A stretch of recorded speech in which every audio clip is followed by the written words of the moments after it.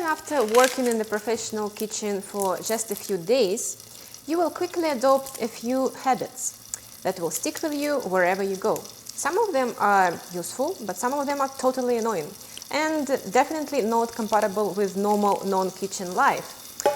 So, stay put. We will start discussing those habits in just a few seconds.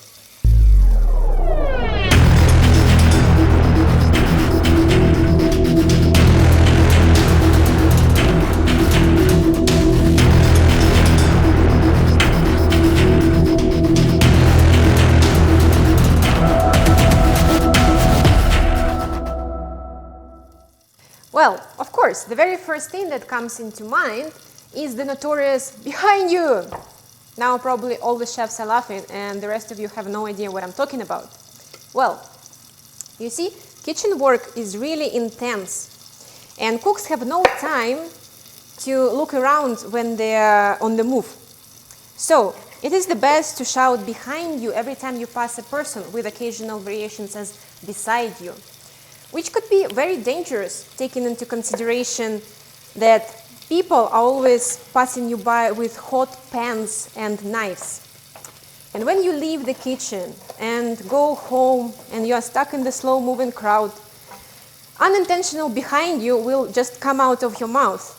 So when you hear on the streets behind you, don't think that the person shouting it is being rude. He or she is just a hard-working chef who works 60 hours a week, weekends and holidays. And he has no time for this bullshit. So just let him pass by. He deserves it.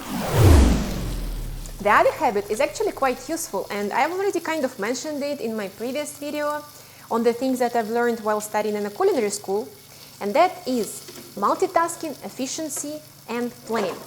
That is what you will definitely ace at after working for a few weeks in the kitchen.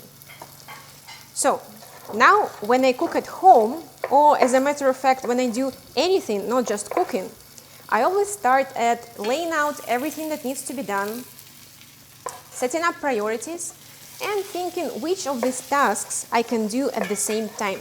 If you are following my Instagram channel, that is the secret behind me being able to read, well, in my case, listen to 2 to 4 books a month.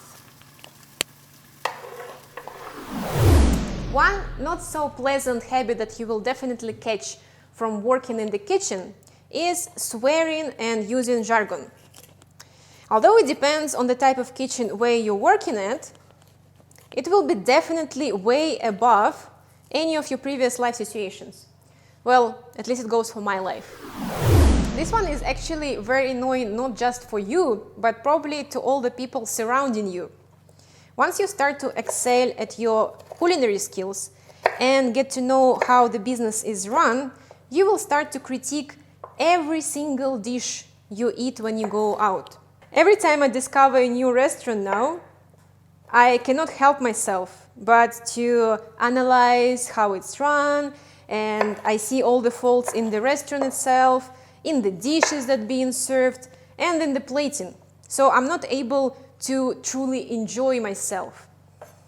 Just last week, for example, I went to a new local plant-based restaurant that I was following on social media for months. I was so excited to go there. Well, guess what? It was a total disaster. They were so out of touch with their market positioning in my professional point of view. I wasn't even able to eat the last dish there. I came home hungry and upset, and I made myself mac and cheese. Maybe it's just me. Is it just me? Please tell me in the comments below if you feel the same way sometimes too. Towels. Oh God, towels. Well, I think that actually depends country by country, as I've heard that in Brazil, for example, towels are not used as much.